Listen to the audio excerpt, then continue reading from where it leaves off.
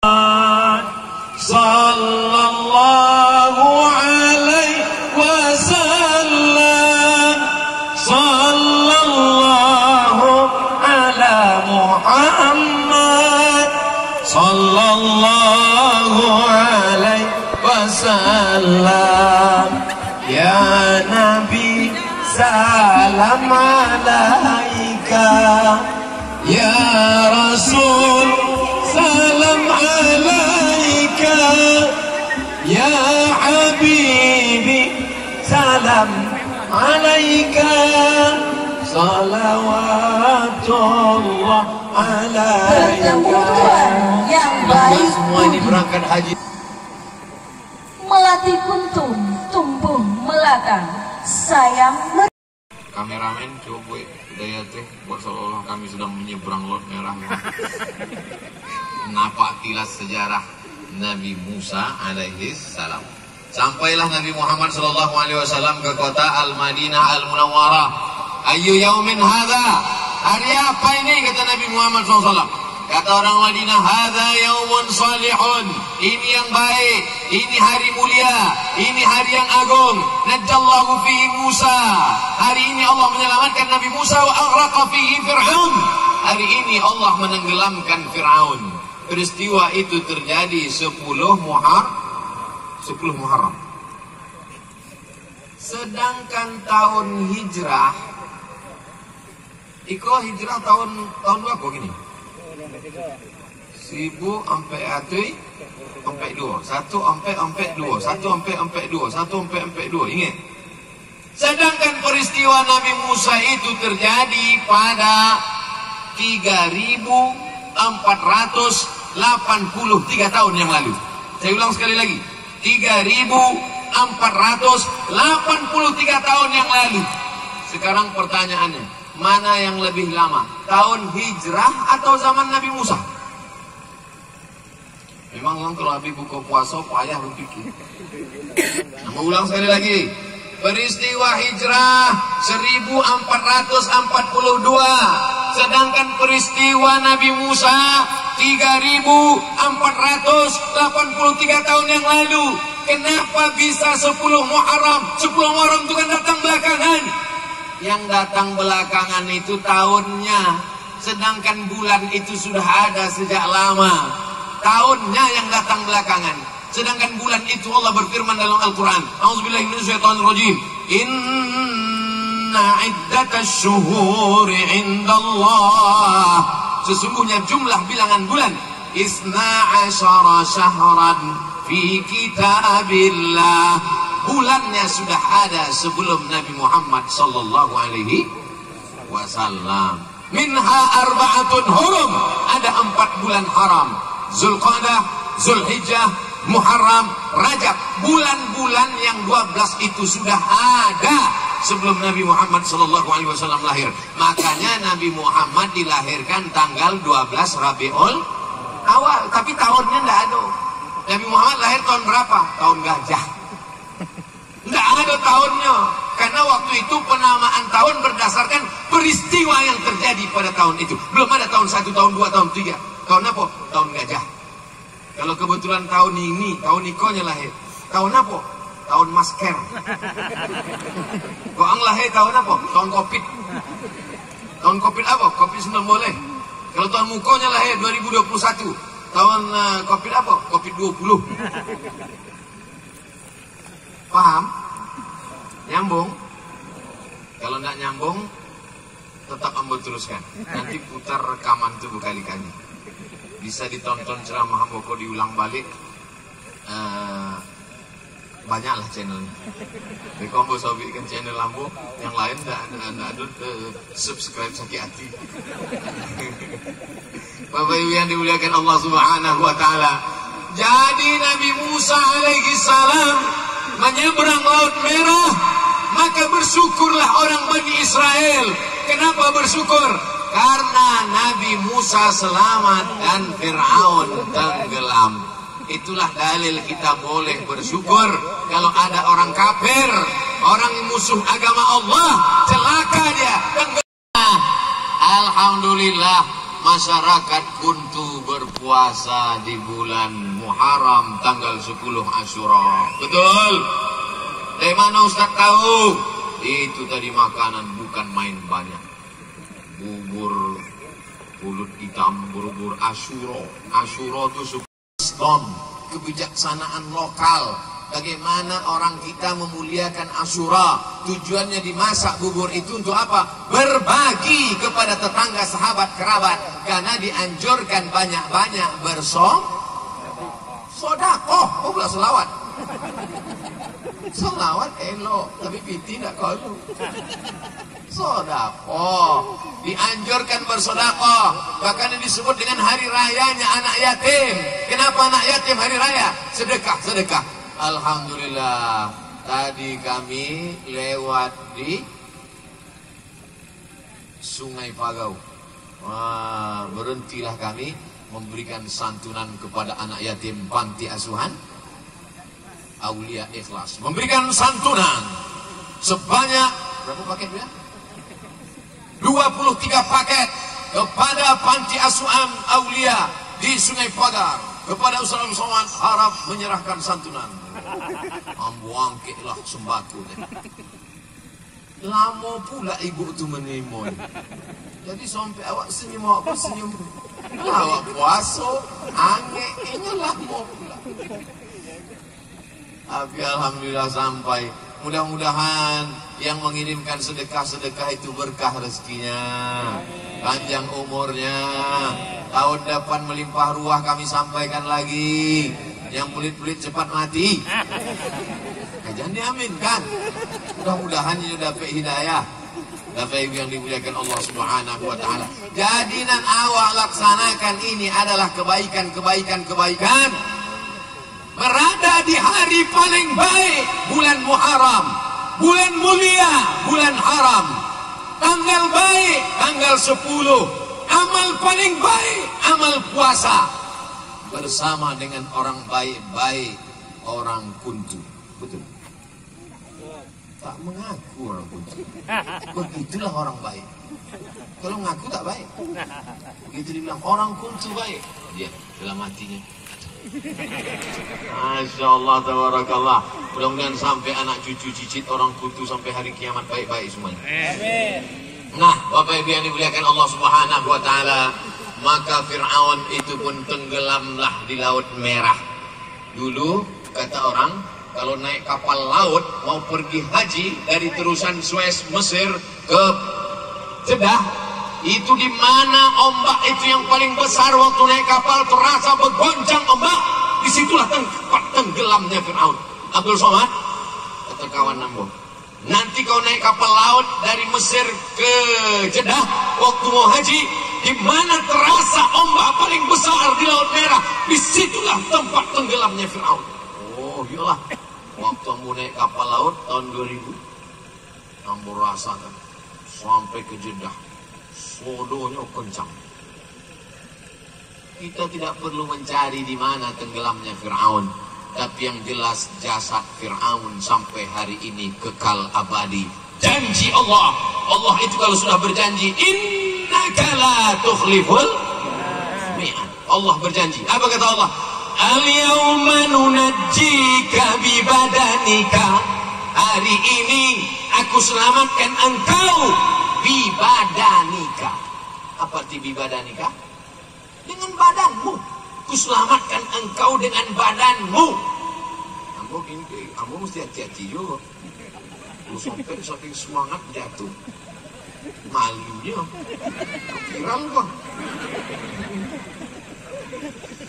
Al-yawma kata Allah, hari ini nunajjika, kami selamatkan engkau hai Fir'aun bi badani. Kenapa tak boleh dipoto? Karena cahaya itu bisa merusak kulit mumi namanya. Mumi, ada filmnya, Mumi Return. Makanya kalau awak panggil emak aja lah. Kan enggak mumi. Kamu lah panggil mumi itu hantu. Ada orang Kuntu panggil mumi. Saya panggil mumi nih. Panggil emak aja lah. Kau panggil mumi. Di mana mumi tadi? Awak makan sambal belacan panggil mumi. Apa yang dimuliakan Allah Subhanahu wa taala? Ternyata raja-raja Mesir itu memang semuanya banyak yang jadi mumi. Tidak hancur dia, jasadnya itu tidak hancur. Kenapa jasadnya bisa tidak hancur? Karena dia dilumuri dengan kamper. Apa namanya? Kamper. Apa kamper kau bu ya? Kamper kata orang sana, coba tulis di Google kamper. Kamper kata orang barat, orang bule. Kalau awak menyebutnya kapur barus. Itu maka jasadnya itu tidak dimakan dek cacing, dek apa? Dek dikasih kapur barus. Makanya kalau ada kamar awak banyak kecoa, banyak lipas, awailah kapur barus. Pasti poin.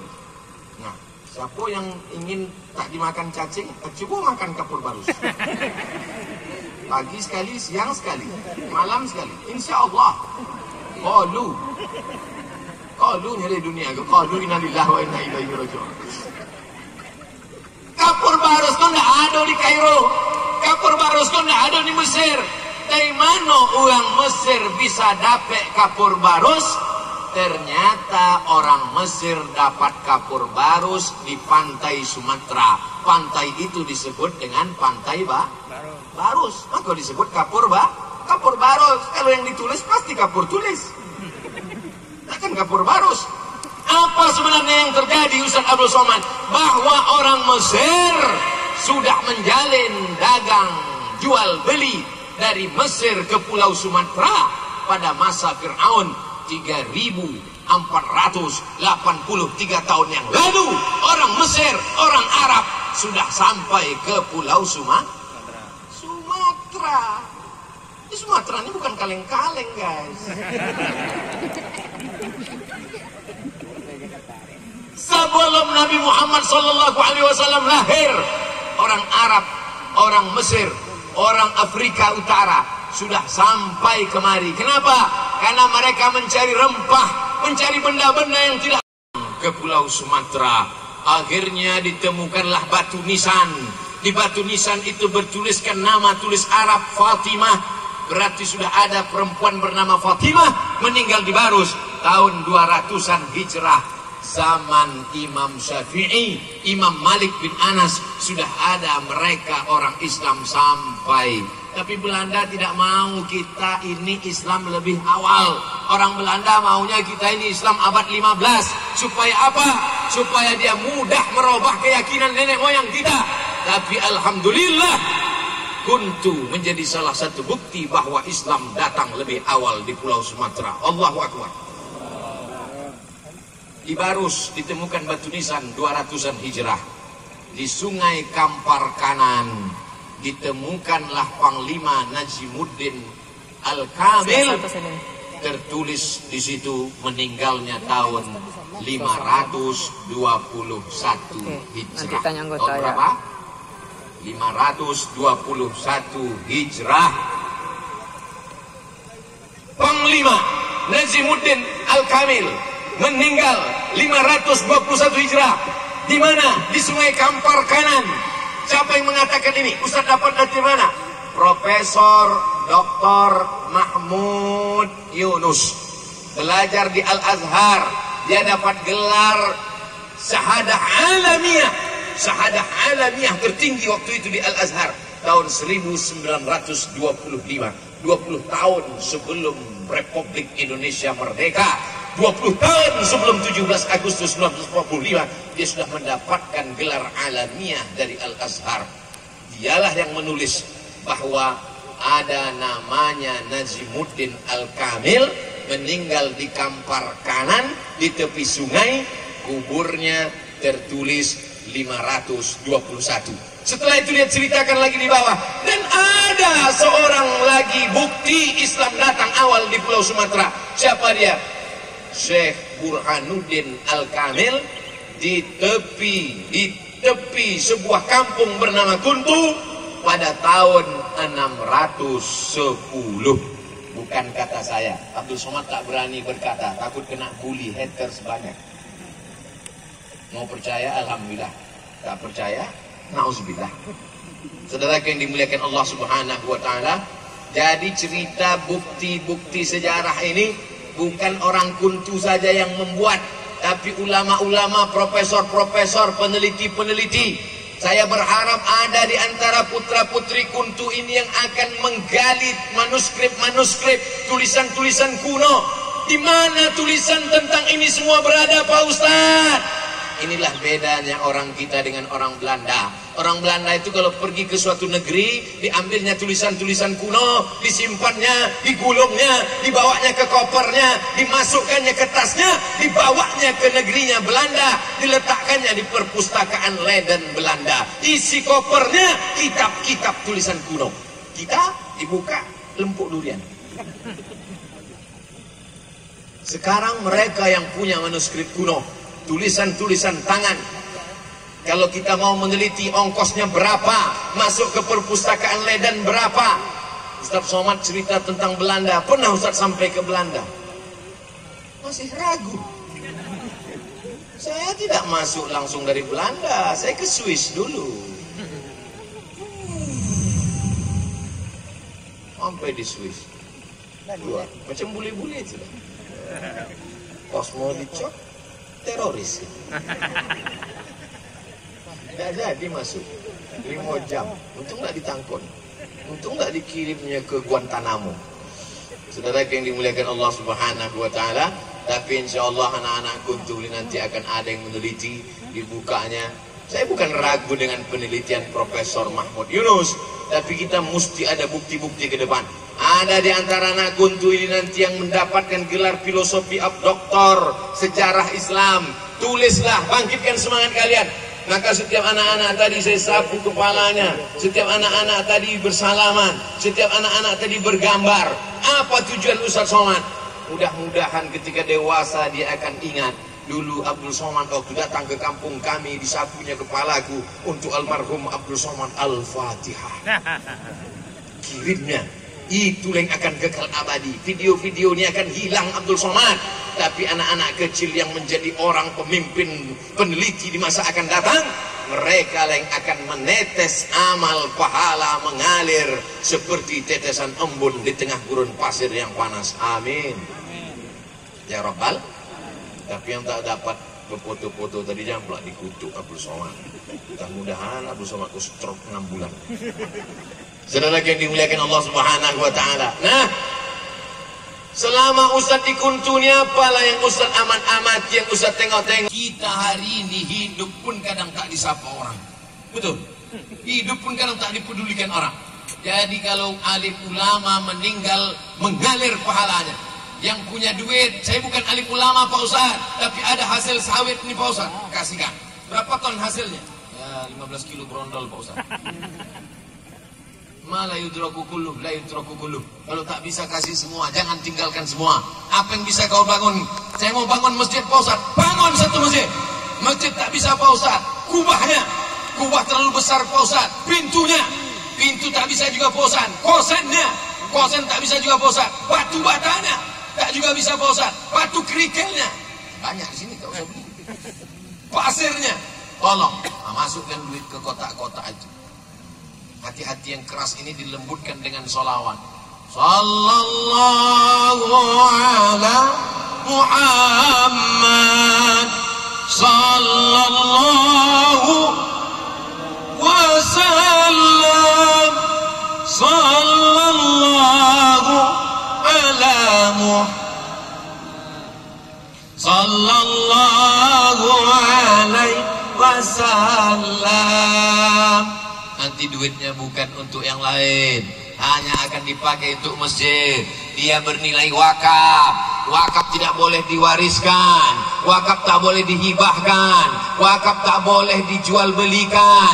Dia akan menjadi pembangunan masjid. Anak-anak kita akan baca Quran, anak-anak kita akan sholat tahajud, anak-anak kita akan pagi petang sholat, mengalir pahalanya ke makam kita. Hai bapak-bapak, ibu-ibu yang punya duit, masukkan duit ke dalam kotak sama dompet-dompetnya.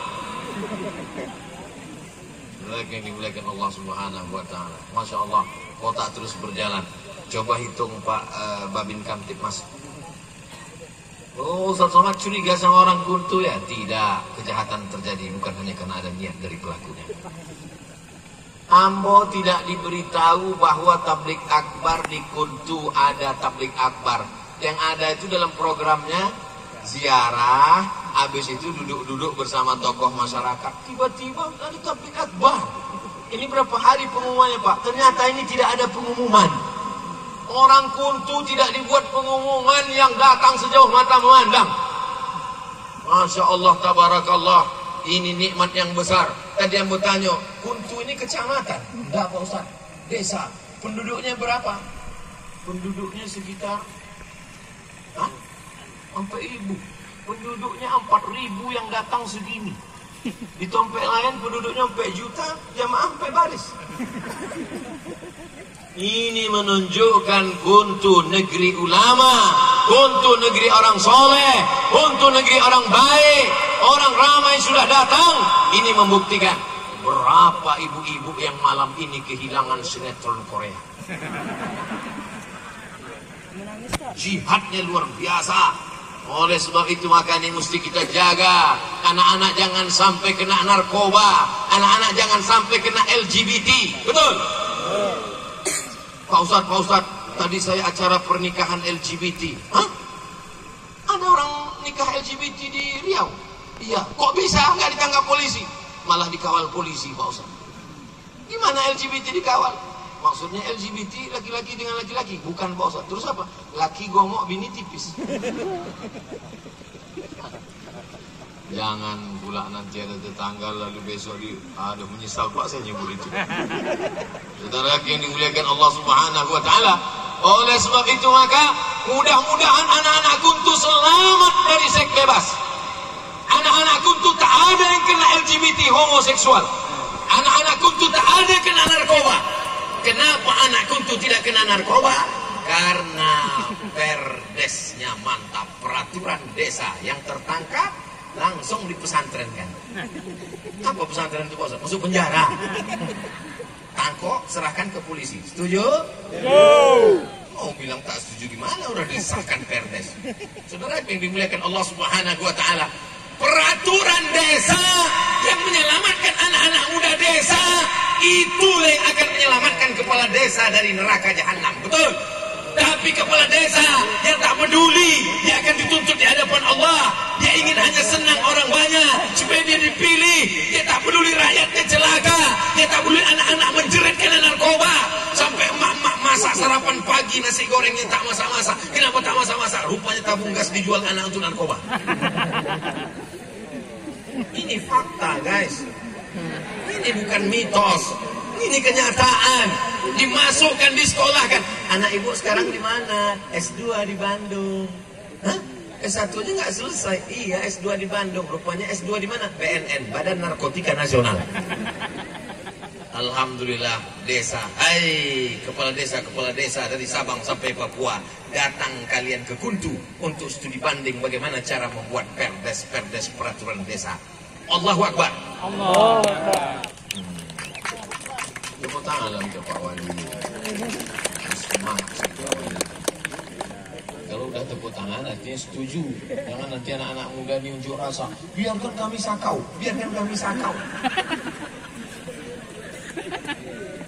Hai Bapak Ibu calon-calon mertua, kalau kalian mau menantu-menantu yang bebas narkoba, datang kalian ke Kuntu. Betul? Banyak yang tak yakin. Yang dimuliakan Allah Subhanahu wa taala. Bagaimana orang Kuntu ini bisa sehat? Alamnya luar biasa. Alam terkembang luar biasa. Kami tadi langsung datang kemari selesai ziarah, langsung kemari, langsung kemudian di mana kita mandi? Alam terkembang, Bos. Mandilah kami, dinginnya, airnya segar luar biasa. Air segar, belum ada pencemaran. Di tempat lain kita mau mandi airnya hitam. Kenapa? Karena pabrik membuang limbah. Begitu mandi sehari, gatalnya 3 hari. Konser, bekurap, bekuris. Tapi air kita tadi segar luar biasa, segar mandi. Sampai baru sadar, buka puasa sebentar lagi. hampir lagi ketinggalan buka puasa. Tapi jangan sekedar air sungai ini hanya untuk mandi. Betapa indahnya kalau air sungai yang segar, yang belum ada pencemaran ini, dibuatkanlah ini apa namanya tempat hutan-hutan ikan di bawah itu, lubuk larangan. Ada lubuk larangan? Ada oleh. Banyak. Silap nampaknya jemaahnya.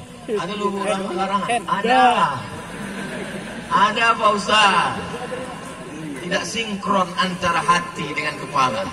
Berarti dulu pernah ada, sekarang tidak ada. Karena masyarakat tidak disiplin. Oleh sebab itu maka dibuat ke depan. Tebarkan benih, disiplin, jangan tangkap ikan, ambil sampah-sampah ayam, sampah-sampah ikan hari pasar, tebarkan ke sana. Setelah setahun baru dipanen. Pas acara panennya baru telepon saya. Assalamualaikum Ustaz Somad. Waalaikumsalam. Bisa Ustaz ke Kuntu? Saya penuh, jadwal penuh mau ke Jakarta. Tidak ceramah Pak Ustaz, nangkap ikan. Oke. Barulah kita acara panen ikan lubuk larangan Kuntu bersama Ustaz Abdul Somad. Setuju? Awas, nanti saya tunggu. Disiplin, kita jaga. Ikan ini bisa dijual. Walakin kadzabu, tapi kalau mereka mendustakan ayat-ayat kami, akhadnahum, kami cabut nikmat itu, kata Allah. Kami cabut nikmat itu. Sampai hari ini beberapa nikmat mungkin sudah dicabut Allah Subhanahu wa taala. Mudah-mudahan ke depan harga karet naik, karet melimpah ruah, amin. Sawit-sawit juga melimpah ruah, amin. Alhamdulillah Pak Ustaz, itu menghijau sawit itu Pak Ustaz. Sawit siapa? Entah punya orang lah Pak Ustaz. Jangan jual tanah, karena Allah tidak menambah tanah. Tanah tidak pernah ditambah Allah. Dari dulu sampai sekarang planet bumi ini begini-gini saja. Jangan jual tanah. Berapa banyak tuan tanah, anak-anak mewarisi tanah, waktu sempit menjual tanah, akhirnya menjadi membersihkan tanah orang. Oleh sebab itu, prinsip mandiri, kemapanan ekonomi, menjadi entrepreneur sejati, merantau sejauh mata memandang. Di hari petang kau akan pulang. Yasin wal Qur'anil Hakim, innaka laminal mursalin. Yang baca Yasin itu bid'ah. Mulai dalam hatinya. Dengar pertama kali, tahyum tahindah. Dengar kedua kali, nampaknya agak bid'ah. Dengar tiga kali, mulai menyalahkan orang lain. Inna syaitana qad ya'isa an ya'budahul musallun. Setan sudah putus asa ketika dia melihat ada orang sholat, ada orang ke masjid. Setan sudah putus asa. Walakin fit tahrish, ditanamkannya permusuhan dengan masalah khilafiyah. Masalah usolli fardul maghribi salah raka'atin adaan ma'muman lillahi ta'ala, bid'ah. Masalah wirid Yasin malam Jumat, bid'ah. Masalah mengirimkan Al-Fatihah kepada almarhumah, bid'ah. Masalah tahlil, bid'ah. Masalah Sayyidina, bid'ah. Masalah At-Tahiyatul, masalah sepele. Tapi kalau kajian-kajian fikih sudah dikuatkan, maka orang kuntu tidak lagi peduli apapun yang datang, karena dia sudah punya pegangan. Takbir. Jangan takut, jangan cemas ngaji.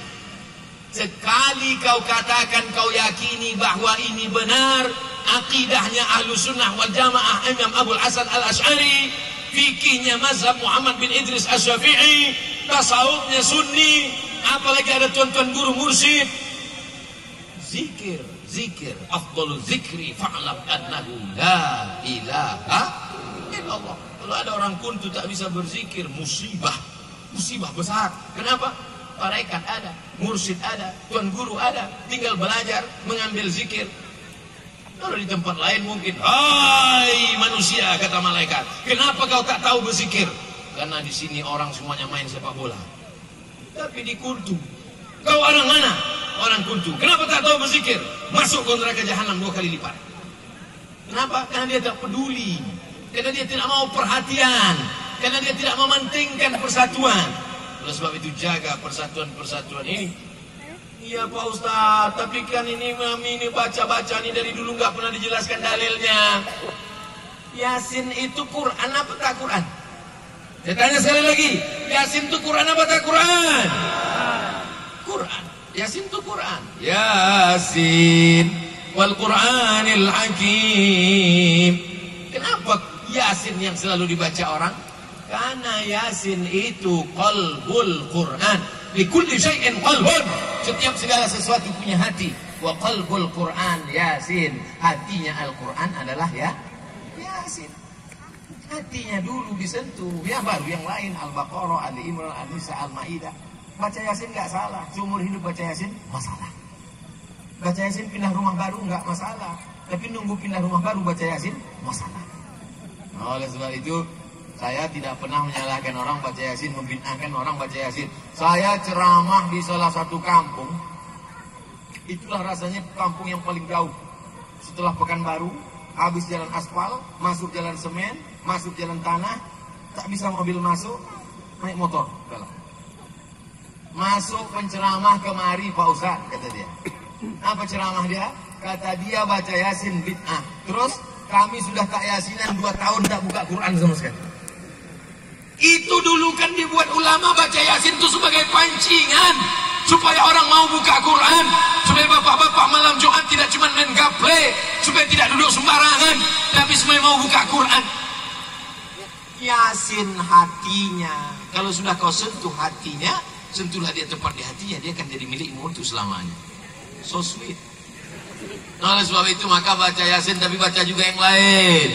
Bapak ibu sekalian, kita sudah bertahun-tahun di sini baca Yasin.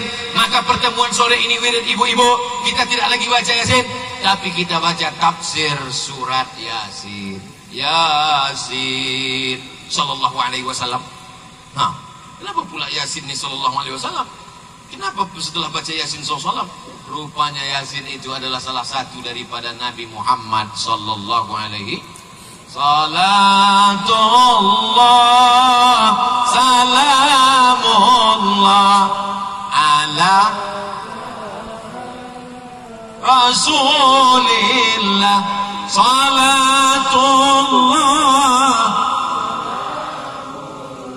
ala Yasin. Itulah dia Yasin itu. Enggak Pak Ustaz, Yasin itu bukan Nabi Muhammad. Terus suami saya, nama lakinya Pak Yasin. Nah kau sudah membaca itu. Anal hami, anal hashir, anal aqib, anal khatim, anal fatih. Aku ni hami, pelindung. Aku ni aqib. Aku ni al-fatih, yang membuka yang tertutup. Aku ni khatim, yang penutup segala nabi. Ana Yasin.